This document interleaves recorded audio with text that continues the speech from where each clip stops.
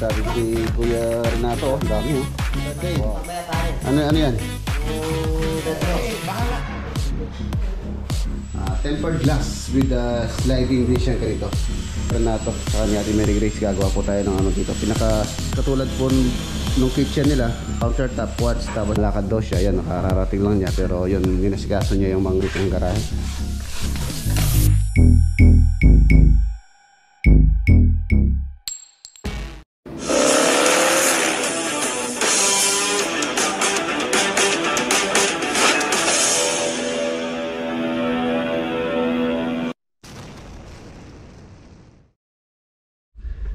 Yan na, good morning mga boss, welcome back ulit dito sa ating channel.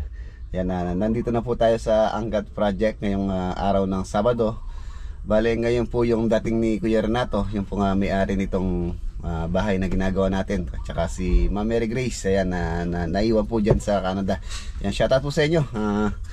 Mamaya po, update tayo dito sa bahay na ginagawa natin dito sa Angat Project. Ayan mga boss, install na rin po yung mga bintana saka sliding door. Ano siya oh. Tapos yung perimeter fence, ayan na rin siya.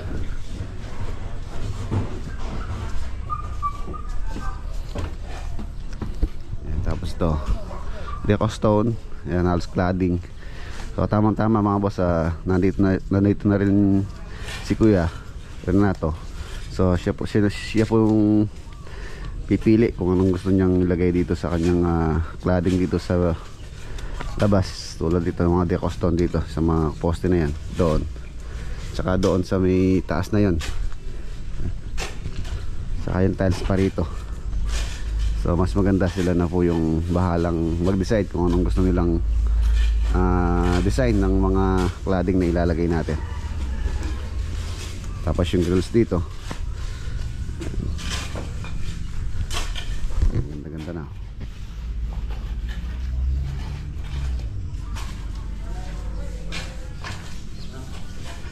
Ito yung kanyang carport.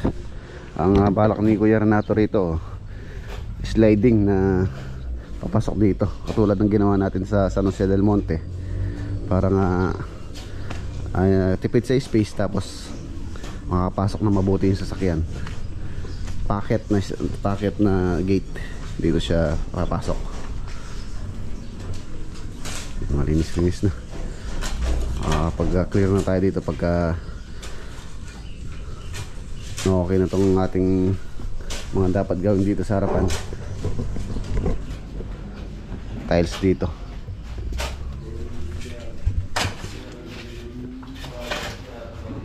TV console. Tapos dala ko na rin mga ilaw ngayon. Ayan, ito yung mga ilaw. Yung maliliit na yun sa garahe yun, 6. Ayan, garahe. Tapos na yung mga bumbilyan niya tayo. Yun o, welcome back po, Kuya Renato. May-ari po nitong bahay. Hello! Ayan, mga auto ko sa Vancouver, sa Surrey. Kumusta kayo na dyan? Nandito na ako sa donasyon. Mga body-body ko dyan na naglalaro ng mga bilyaran. Shoutout sa inyo lahat. May gusto sa bilyar. Nag-iinom kami, nag-bilyar sila. Nag-iinom ko si Panda rin, mag-iinom ko yan. Dating, takatayan ng bilyar. Mga anak ko, namimiss ko na kagad kayo. Isang gabi ko pala kayo hindi nakita. Namiss na agad. Namiss agad, hindi ako welcome home po. Thank you, thank you. Kahit Maray ka naman. bakit mo sila makakapos na po. Thank you. Master Denden. Happy birthday pala si Master Denden ng August 24. Ayan po, TV console. Yan ang mga bintana. Tapos yung mga ilaw may ilalagay na rin. Sige. Sige na, maglagay ka na ng ilaw. Ito yung 9 watts na. 9 watts po yung ating nilagay na ilaw dito. Bali ano po ito? 3-way or tricolor. Puro tricolor ang ilaw natin. Tapos ang gusto kasi ni Kuya Renato is bilog. Puro mga bilog. Ayun po si Kuya Renato. Halos kararating lang po niya. Halos sabay lang po kami dumating. Dumiretso siya dito sa kanyang pinapagawang bahay. So masaya naman po siya sa kinalabasan ng project namin. Yan, shoutout kay Ate Mary Grace na nasa Canada. Yan. Sabado po tayo ngayon. So half day lang po sila.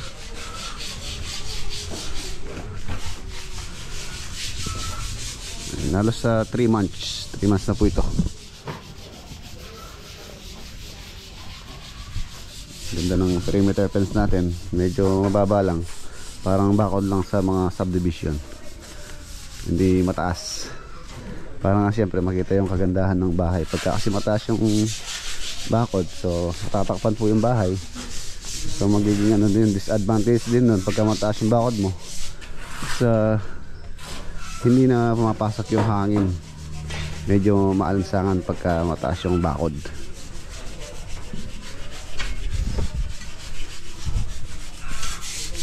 And tapos yung access po natin dito sa may sa may taas. Ayan po yung hagdanan niya. Halos mahaba siya hanggang dun. Tapos ang niya, wala siyang landing. So delikado po ito kung walang landing. Halos hanggang dito siya. Sinuggest ko kay Kuya na lagyan natin ng landing. Pagka kasi walang landing, medyo delikado sa mga bata, lalo na napataas niya. Mula dito hanggang doon. So lalagyan natin siya ng isang landing sa gitna para hindi delikado.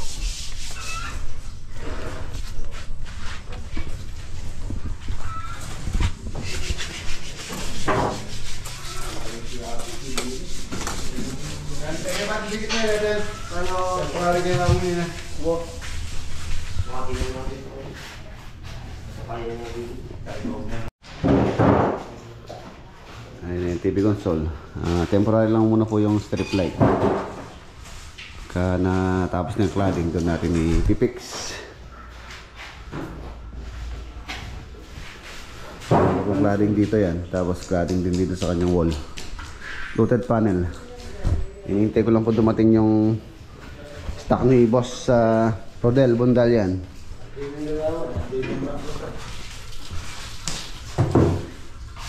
Ayan siya ng mga ilaw. Dito pin light, center light, tapos cob light. Ito na rin yung kanyang walk-in closet. Pintura. U-turn. Ano po yung ating mga storm drainage.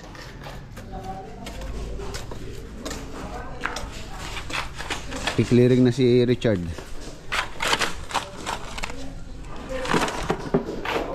Next week baka malinis-linis na po rito.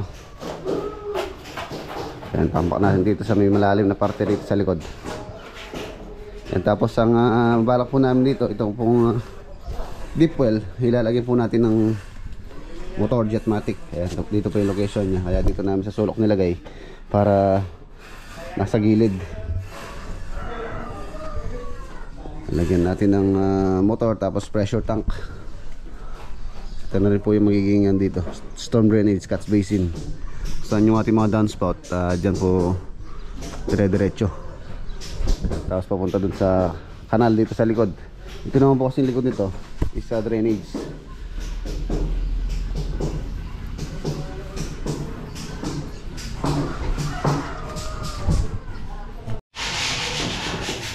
Pagka nakompleto po ito dito sa may TV console niya, tapos yung wall cladding, yayamanin yung kanyang TV console.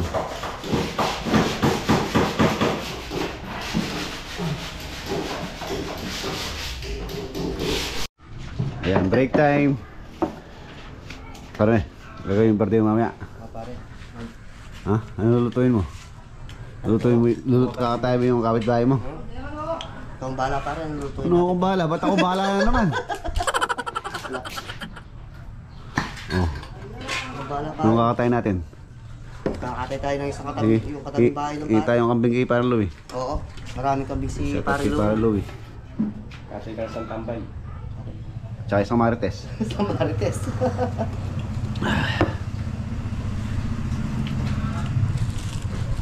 Yung si Richard, Richard.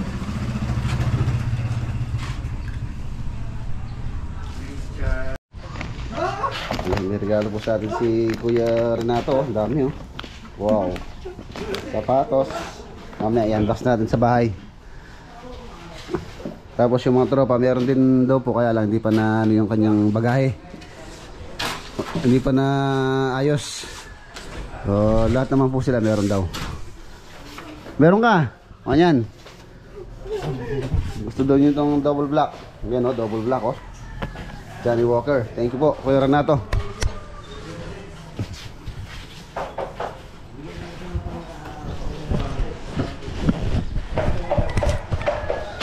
Wala akong pesos ngayon ha. Yun o. Uy, happy birthday. Uy, pang birthday. Mamaya pare. Ano yan? Ang God boss. Bahala ka eh. Thank you po. Balik mo lang. Kano ba basal si Kuya Renato doon? Sa Kasi Arayat? yung mga ano rito, meron din ako mga bibigay sa kanilang mga... Matagal pa naman siya eh. 3 matagal months ako rito. ang vacation niya. Kaya gandaan yung bahay ko ha. Ay, opo, for sure po. Sige Rex, bibili na ako, pupunta na kami ngayon sa ano, bibili ko ng fridge. Tingnan ko ma-deliver ng Monday. So, ulitin ko na ulit. Bigyan ko sa amin. Ayo po. Pakilos, sulat mo nga. Sulat natin para baka makalimutan nyo. May na akong ano eh. Yan ang papel. Bibili na kami. Para dire-diretso trabaho. Ay, tapos kuya, ito pala yung ano. Ano ba size pa ni Ben? 8 and a half daw siya. 8 or 8 and a half. Kaya pagka uwi mo na lang siya. Papakulito na lang ako. Okay. Alright. Sabi mo kay Denlin, gandahan ka mo. Yan. Para ano. Opo, opo. Yan yung master painter. Master painter si Kuya Renato din. Kaya Ayun, dapat. sige na. Okay. Alright, ingat tayo. Okay, bye. So, alis kami ng mga bata. Okay. Bye-bye. Opo, sige, gusto ko itong ano. Yan, ito na po yung CR. Yan, ito yung kanyang water closet. Tapos ito yung kanyang shower enclosure. Bale yung shower enclosure niya mga boss, meron pong pagbabago dito. So gusto ni Kuya Renato is upgrade po yung kanyang shower enclosure na gawin nating tempered glass with sliding din siya ganito. Pero gusto niya yung tempered glass na frameless. Ayan. So ito po, matatanggal to. Babaguhin na po namin ng tempered glass. Ayan. Nalagay pa naman na, natapos pa naman na yan. Tapos ito yung gustong ano ni Kuya Renato saka ni Ate Mary Grace, gagawa po tayo ng ano dito, pinaka dining table na rin nila dito, island. Tapos yung kanyang countertop is na quartz, katulad po nung kitchen nila, countertop quartz. Tapos yung kanyang backsplash quartz din. Tapos yung countertop din itong kanyang vanity lavatory is quartz. Same din dun sa may master bedroom. Kahit maliit lang po itong bahay, na maganda po ito pagka natapos. Ayan. Ito yung vanity dito sa master walk-in closet. Vanity. Quartz din po yan. Baka next week, samahan ko po si Kuya Renato na mamili sa aking mga binibilhan para yun nga, pumili ng kanyang gustong materyales na ilagay. So, ayan, umalis po sila ngayon. Lalakad daw siya. Ayan, nakararating lang niya. Pero yun, minasikaso niya yung mga kailangan bilhin dito.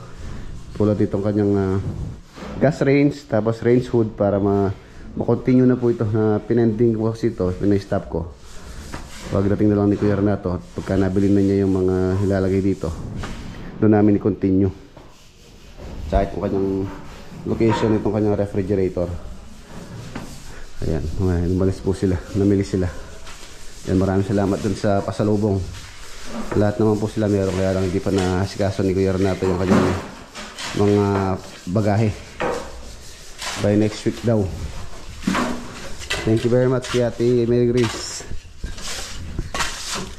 Ayan, malinis na oh. Tapos tiles dito yung garahe. Yan, isa rin sa pinaparush natin itong access nitong hagdanan para magka-access na sa taas.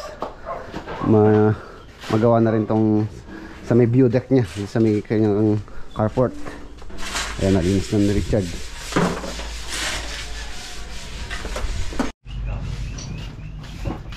Ang ganda-ganda na. Ang ganda-ganda na. Ayan mga boss, mag-aalas 12 na. So pinalinis ko muna po sila bago kami umalis o umuwi. Tapos may maiiwan naman po rito si Richard. Ayan, may iwan siya rito. Tsaka yung isa, si Makoy. Katrabaho sila bukas. Ganda na oh. Lalo na pagka nakompleto po yung ating cladding. Tapos dito na landscape at tiles tong ports, lalagay yung mga ilaw. Ayan, ganda-ganda. Ayan, uwian na. O, sa-celebrate na tayo ng birthday ni ano? Boss Denden. Ayan o. Den. Linis. Mga boss, ayan o. Install na muna yung mga pin light. 9 watts. Tapos dito, sa walking closet niya maliwanag. Siyempre dapat maliwanag dito. Tricolor. O 3-way, pwede siyang white. Maliwanag o. Tapos dito, dalawang 12 watts. With individual naman po yung switch niya.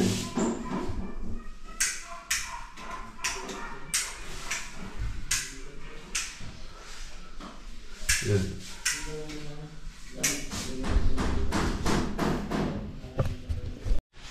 Ayan, okay na.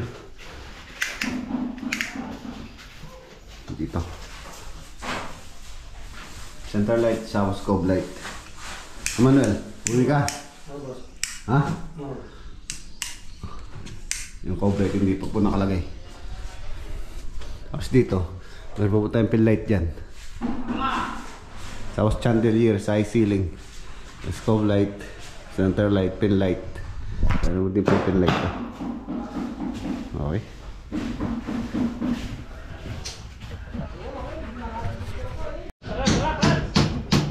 Let's go.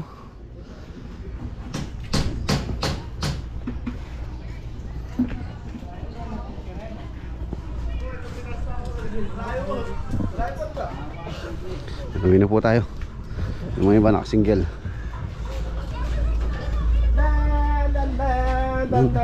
Kolong-kolong. Igas. Boss, uwi na kami, boss. Una na kami, boss. Gandaan kayo. Dito na po tayo sa farm. Malakas yung ulan.